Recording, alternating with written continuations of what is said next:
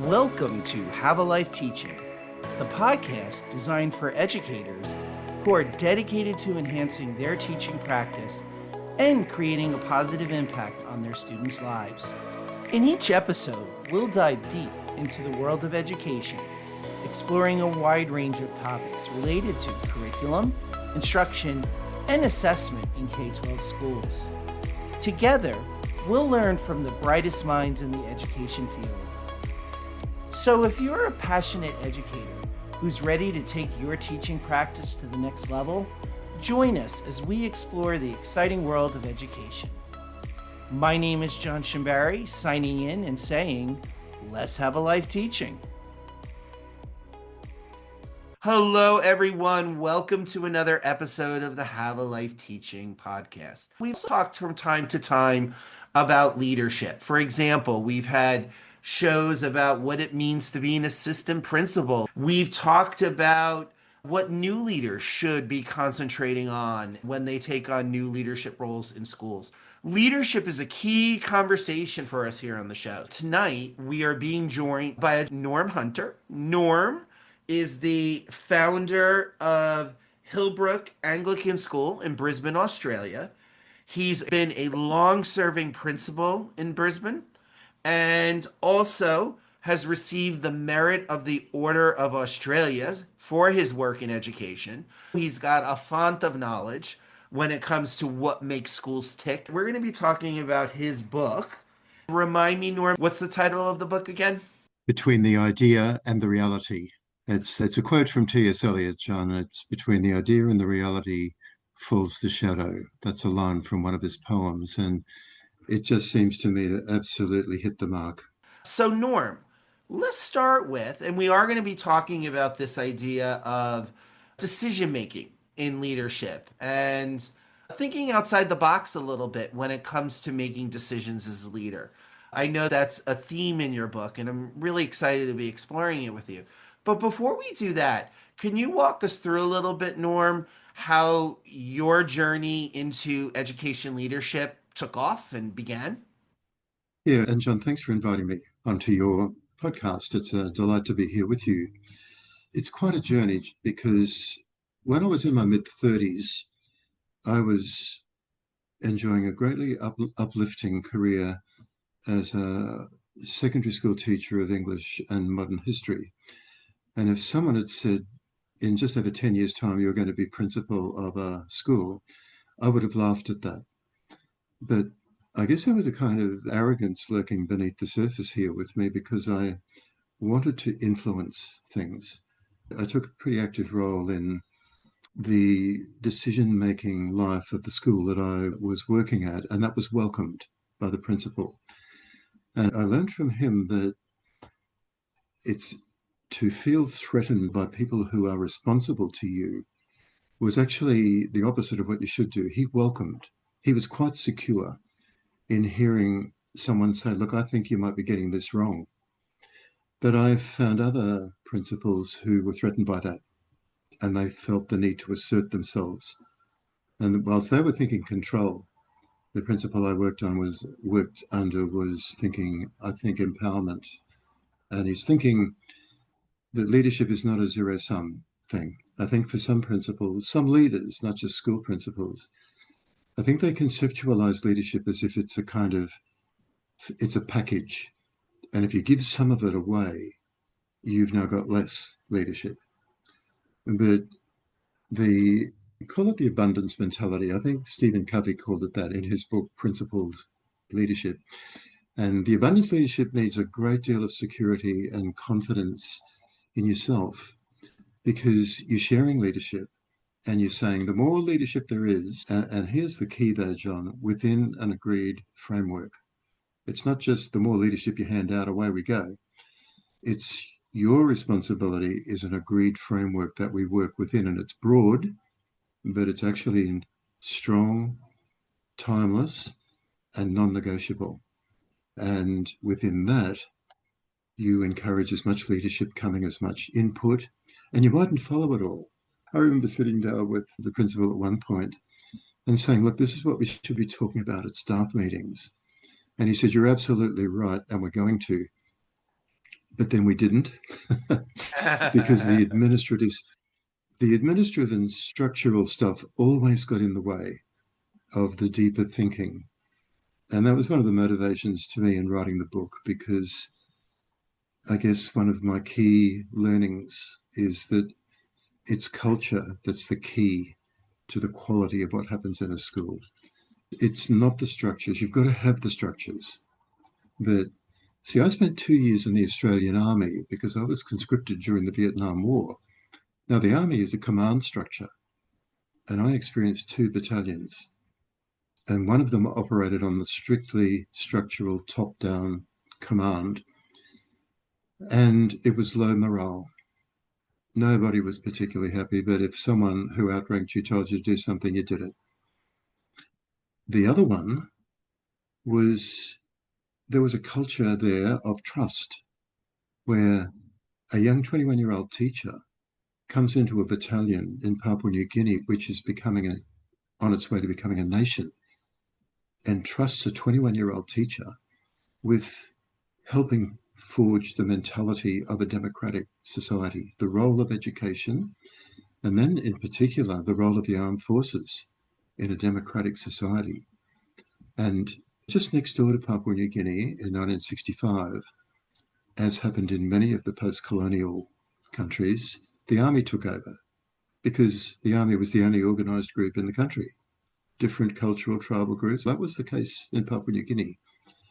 And they entrusted 21-year-old conscripted teachers with actually not just teaching English, maths, and science, but somehow teaching about the role of the armed forces in a democratic society.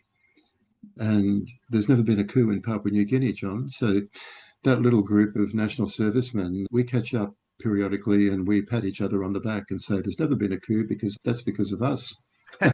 And I know that's superficial, but I think we did play a role. And the message though was the idea that in the army, there's a very strict framework and you don't go beyond it. Within that, though, the scope for cultural life and creativity and empowerment is there. And that's what I experienced. Who puts their trust in someone who's been in the army for 6 months with that Yeah. kind of responsibility? The answer is the commanding officer of that battalion and those below him. I hope So that that makes sense. it does. If I could ask a follow-up question. So where's the connection then in terms of the leadership that you think successful schools have? And what from that experience you had prompted you down the line to even create your school? So was it a school that had that top-down mentality, but then there was leadership opportunities at every level within your school? And is that something that you took with you from your army experience? Am I understanding Yeah, that? I haven't. Yeah, Oh, yes, you are. And where it brought me, John, was to the prevailing idea still, I believe, in many quarters that leadership is quick thinking, decisive, action oriented, solution focused, and slogans like time is money, too much talk, not enough action.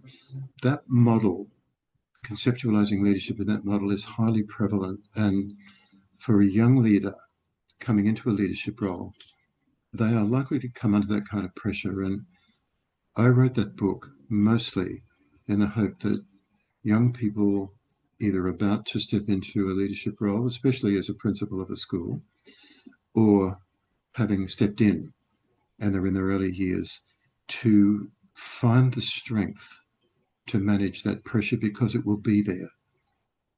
But it's not the way the research and my experience tells us is the way to effective leadership, especially in a school.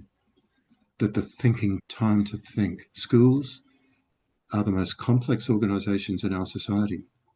Other human oriented organizations, like, say, a hospital, no one's in any doubt about why they're there.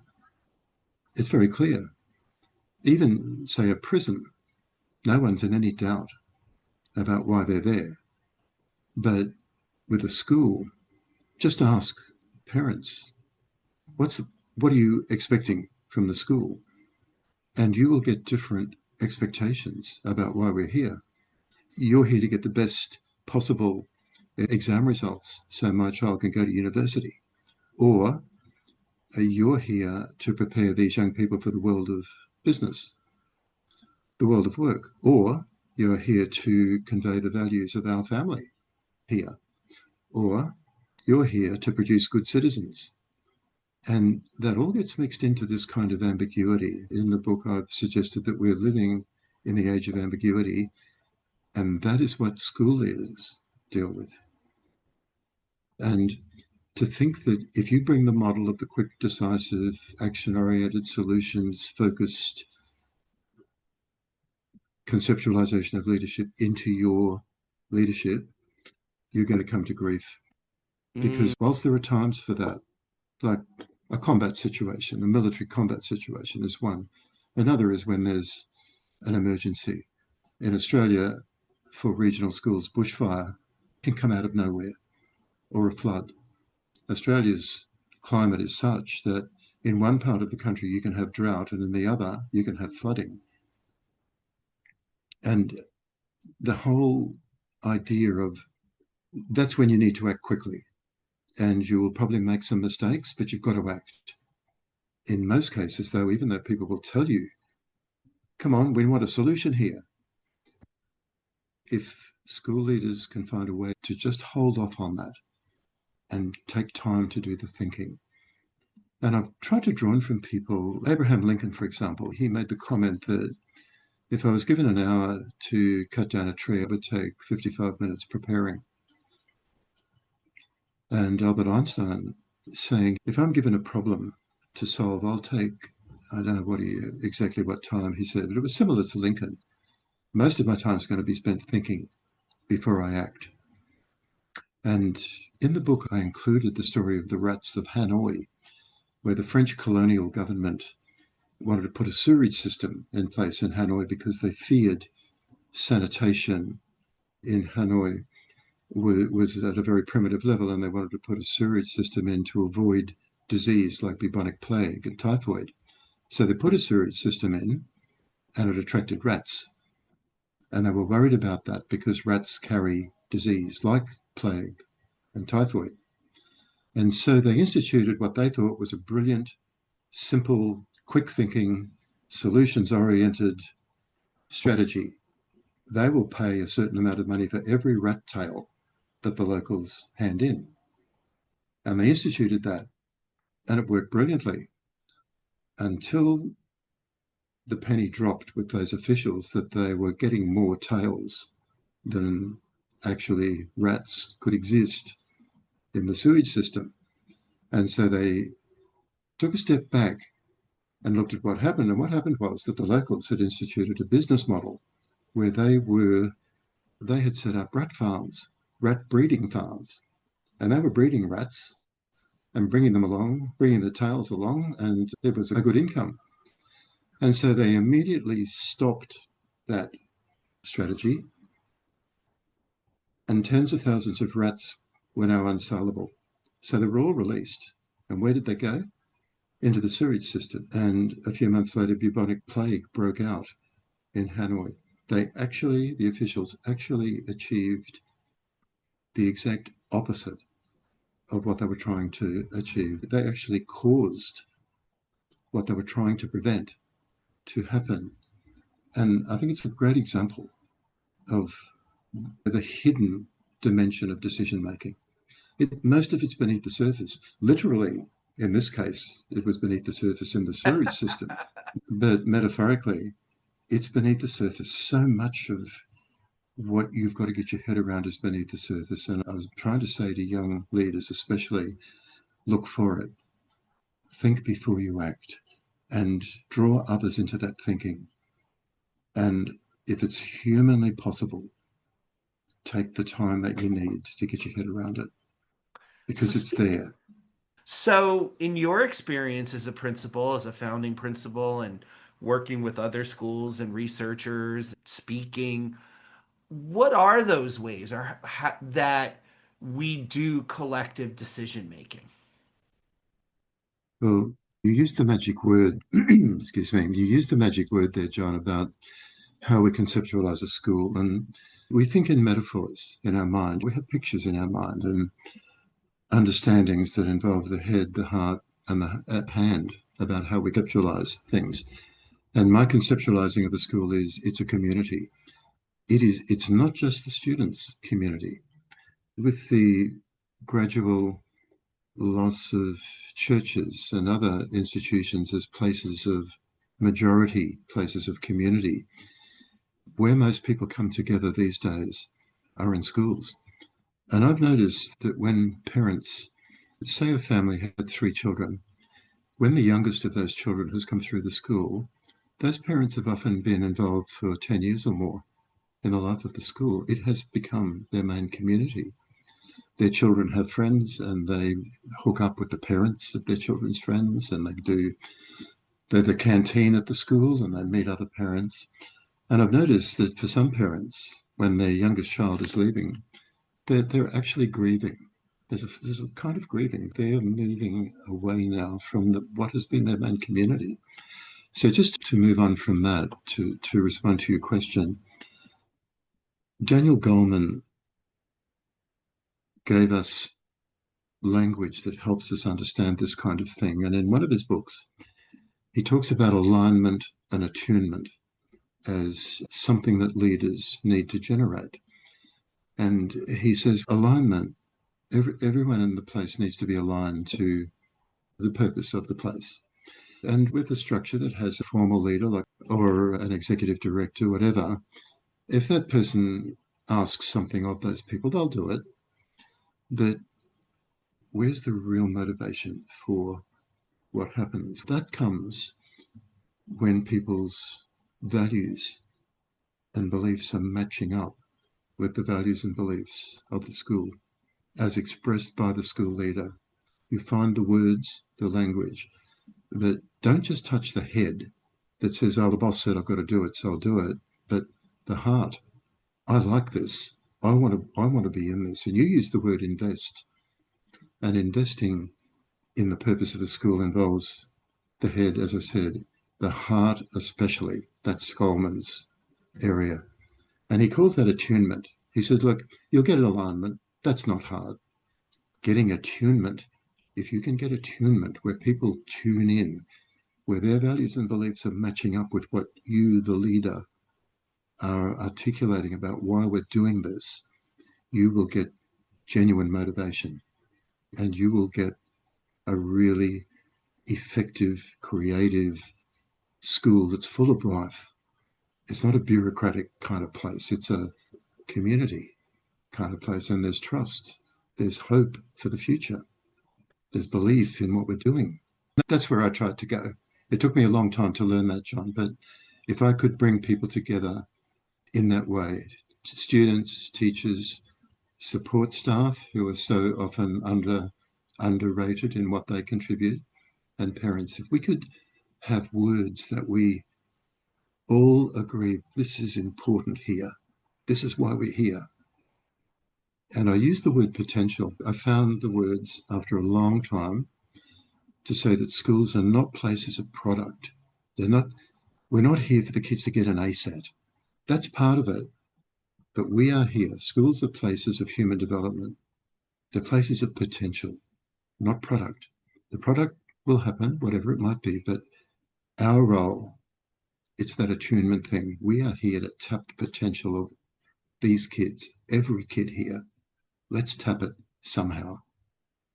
And you are segueing Norm, to my next question, which is how do leaders make decisions that vest our stakeholders, our varied stakeholders, into the fabric of the school community and the decisions that are made?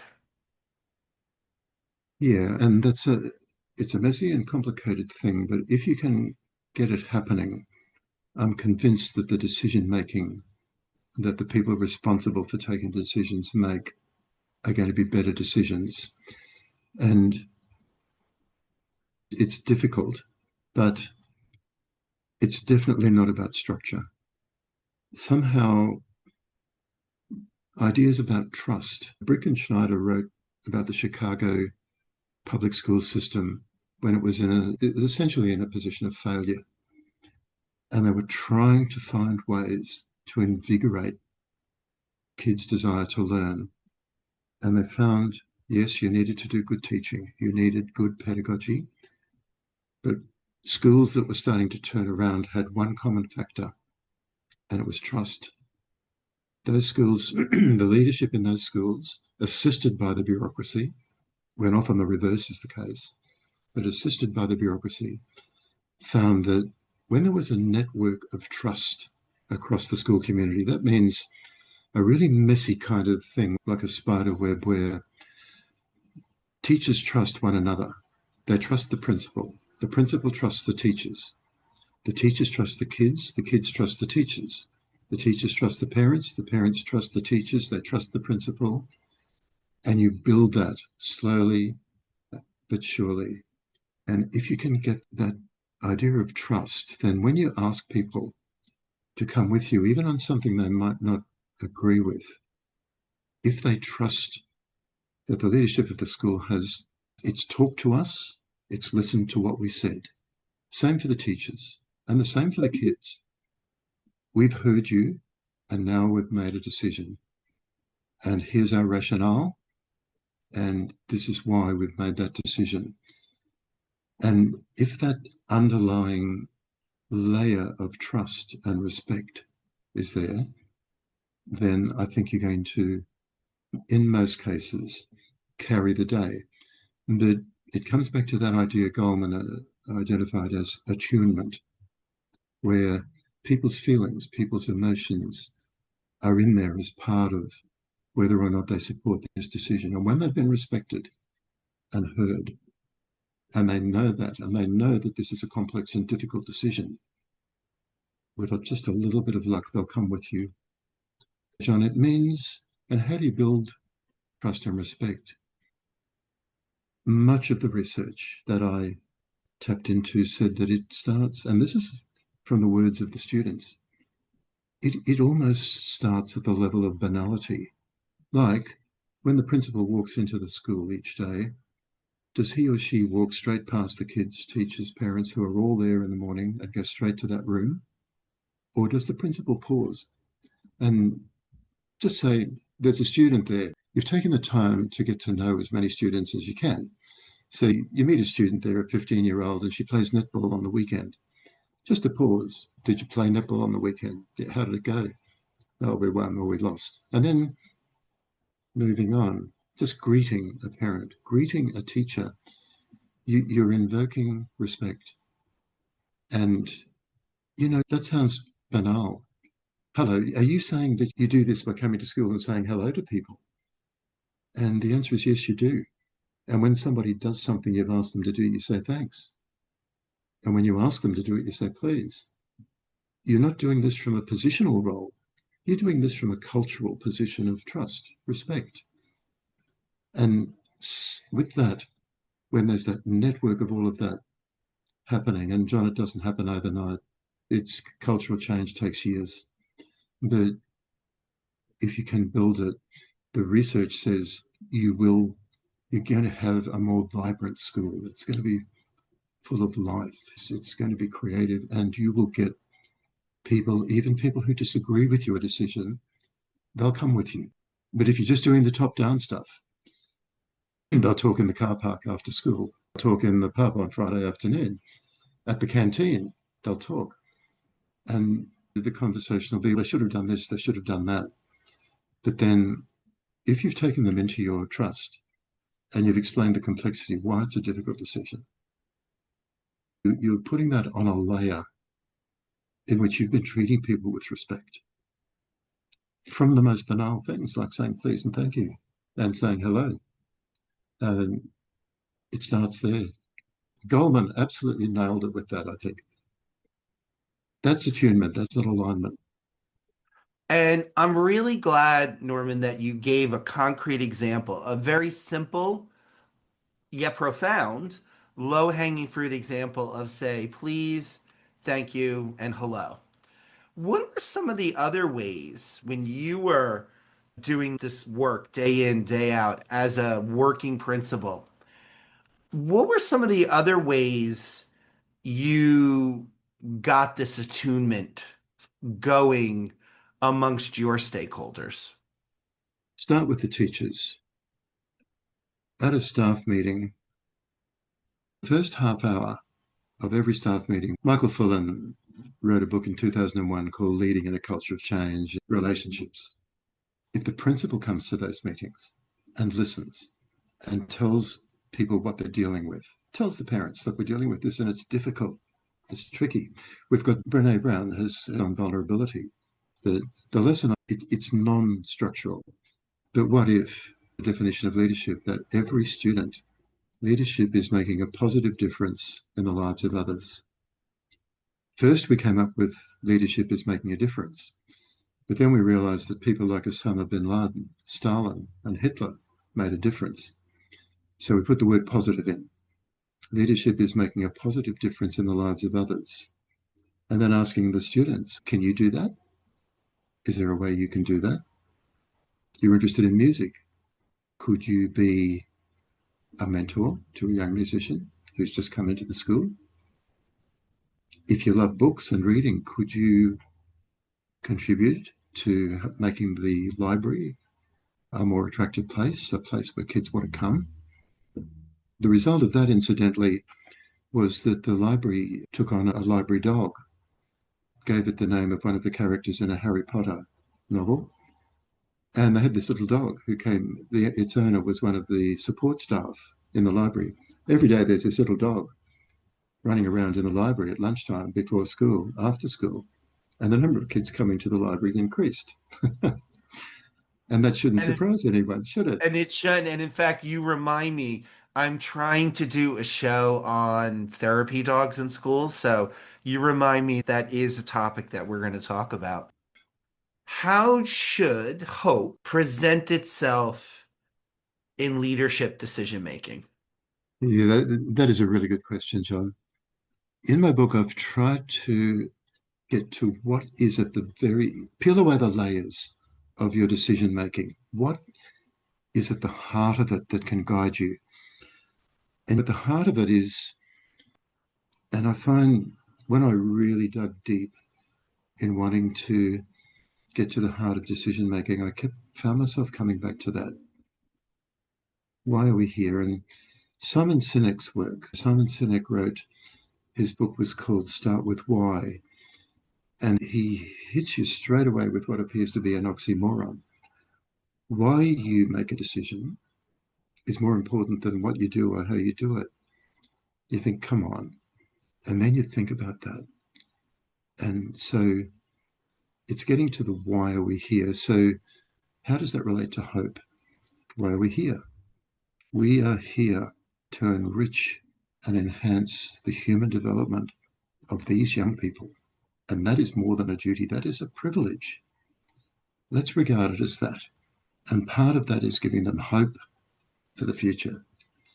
How do you imbue hope? You find the narratives that you ask kids to buy into.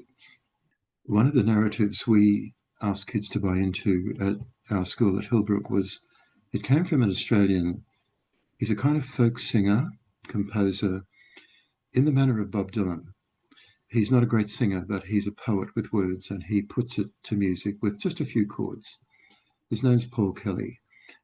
Don't know if he's known in America, but he's widely known here in Australia. And one of his songs is called From Little Things, Big Things Grow. And that's what we tried to, because the kids know Paul Kelly, they hear his songs on the radio, and if necessary, they stream them. And that song, From Little Things, Big Things Grow, we tried to make that part of the culture of leadership. And when you say that, from little things, big things grow, you're working with hope. Norman, where can people find out more about you and the work that you do? Since I stepped back from the principalship, I still do selective consultancy work, which I really enjoy. If people would like to buy a copy of my book, they can go to the website of Amber Press and go to the website there and key in my name, Norman Hunter, or key in the title, Between the Idea and the Reality, and it'll come up. And it sounds like I'm doing a hard sell here, but actually they can contact me by email. I'd be happy to share, if you were to share my email with anyone who showed interest, John. I love to communicate with people by email if they're interested in something I've said or written. See, that book is my life's thinking, my experience. And I've called myself a pracademic because I've taken so much from academic research, but I've been very selective. People might say you've been cherry picking, and I happily accept that because I've cherry picked the kind of research that promotes my own values and thinking about what a school should be and why we should be getting out of bed in the morning and coming to school. And I haven't got another book in me. That's it. That is what I can offer. I've got a few articles, a few thoughts about teaching as a profession, because I don't think we've got ourselves established in the eyes of the general public yet in the same kind of status as medicine and other professions. That's not a book, that's an article. That's me in that book. It took me 2 years to write it. It took me 10 years to actually realize I might have something to say. I have read everything John Steinbeck wrote. And I think it was in his acceptance speech for the Nobel Prize in the early 60s where he said, I write to find what it is that's in my head trying to get out. Joan Didion said something very similar in her book which she wrote to cope with grieving the loss of her husband at such a young age. And I said, okay, I will sit down and do what my wife has said, and I will find out what it is that's in my head trying to get out. Turns out it was a lot of stuff. And I had to organize, reorganize, spent 2 years on it.